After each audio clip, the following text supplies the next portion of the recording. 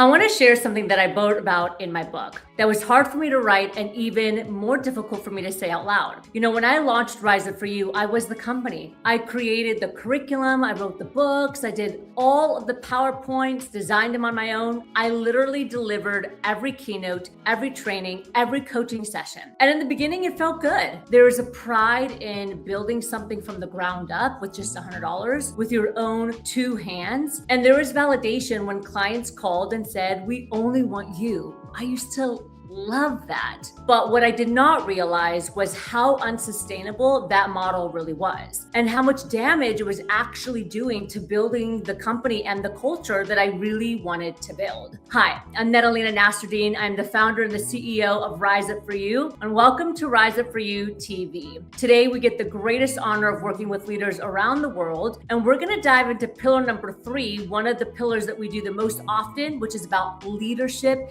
that can create transformation.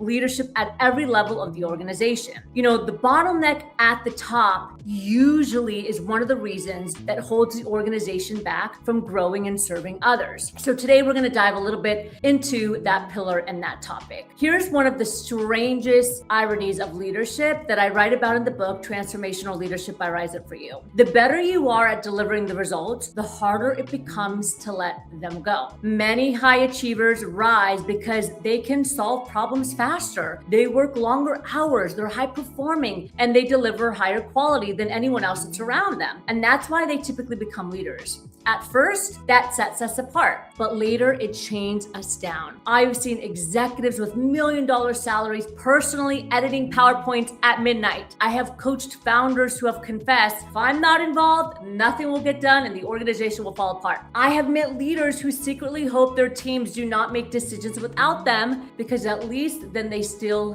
feel needed. Can you resonate with this? Maybe you have a leader that's similar to this right now. These are all brilliant people, but they are stuck in a loop, over-functioning while underdeveloping the people that are around them, ultimately creating key man risk. And the consequences are bigger than just a tired leader or someone who reaches burnout. Actually, Gallup data shows that employees who feel trusted and empowered are 4 to 6 times more likely to do their best work. Yet when leaders cling to every decision, they unknowingly communicate, "I do not trust you to carry this." And that message, even when it is never spoken, becomes the foundations of the culture. And again, I have been there. A culture where people wait to be told what to do, where initiative is risky, where growth is capped, and where every decision has to be made and approved by you. That just does not work and it's not sustainable. And eventually your people will leave. Now, in the book, I talk about what happens when leaders build the next level of people around them. I call it key man risk if they don't. So if one senior leader were to walk out the door today, all of the knowledge and influence were to go with them, right? The relationships, everything they built. How many of us have a team member like that where all the knowledge is in their head,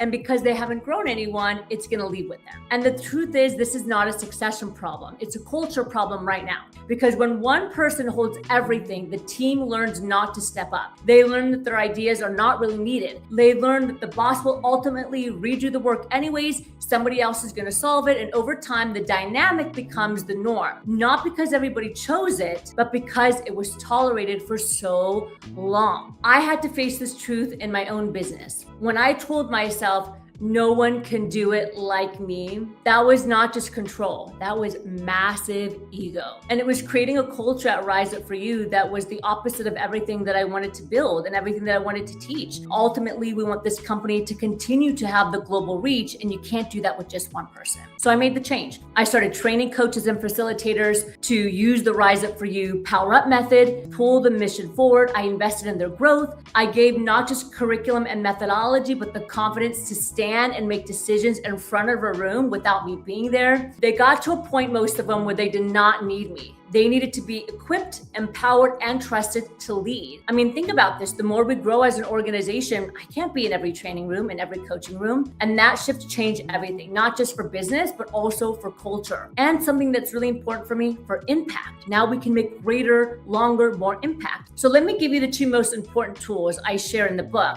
for breaking this bottleneck pattern, the key man risk. The first is what I call the 5 rights of a successful handoff. Because most failed delegations are not about talent. It's just about missing ingredients that we don't actually think about when we want to continue to train and grow our team. So right number one is the right task. The work actually makes sense to transfer. So before you transfer, make sure it makes sense. Number two, the right person. Does it match the skills, and can we stretch this individual without making them fail? Number three to think about is the context. Explain the why, explain the customer, explain the timing, and the trade-offs. The fourth thing to think about when you're growing your team and passing it on is the right support. Do you clarify the time, the tools, the resources, and most importantly, the decision-making rights up front? Who owns what? And number five is the right to follow through. So place checkpoints on the calendar, protect the quality without micromanaging. So support without being overwhelming. Now, the second tool is called the clear brief, because most delegation does not fail because people are unmotivated. It fails because the leader thinks they were clear, but the team walks away with a completely different idea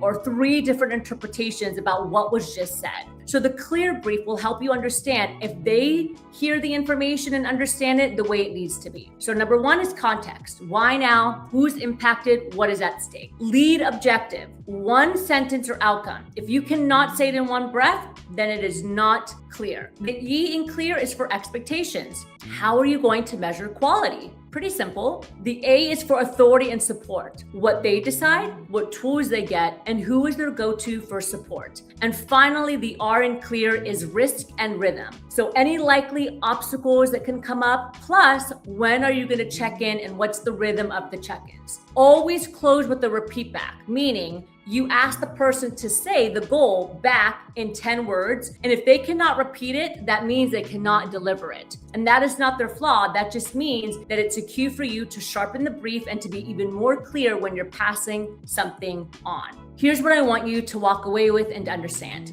Delegation is not about getting things off your plate. It is about what kind of culture you are building and what kind of leader you want to be when nobody else is in the room. When you hold on to everything, you build a culture of dependence, and it is just not sustainable. When you let go with clarity and care, you build a culture of ownership. And a culture of ownership is one where people show up fully, where they bring their best ideas, where they feel motivated, where they feel they have the buy-in, where they feel trusted enough to take risks and honest enough to flag problems early. We don't scale by doing more. I can tell you that from experience. We scale by building owners, even in corporations. Say the outcome, share the authority, and keep the cadence. Thanks again, everyone, for joining me here on Rise Up For You. That is the shift I'm inviting you to make, and that starts with just one thing that you can do this week that maybe you've been holding on to, and decide who on your team you can pass it to with the right context, the support, and the right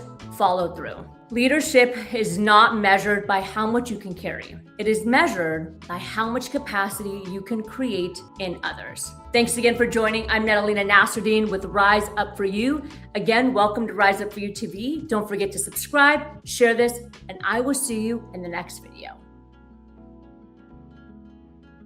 The world does not need more managers. It needs transformational leadership. Leaders who inspire ownership, create clarity, and build cultures where people do their best work. At Rise Up For You, we coach and train leaders to move from command to commitment, from compliance to true engagement. So if you're ready to move from a transactional leader to a transformational leader, book a call below. We'd love to support you, learn more about your goals, and share with you how we are helping leaders around the world elevate their team, their performance, and their personal leadership skills. The call is completely free, and we'd be honored to learn and share more about how we can help you get to the next step as a leader, because the world needs you now more than ever.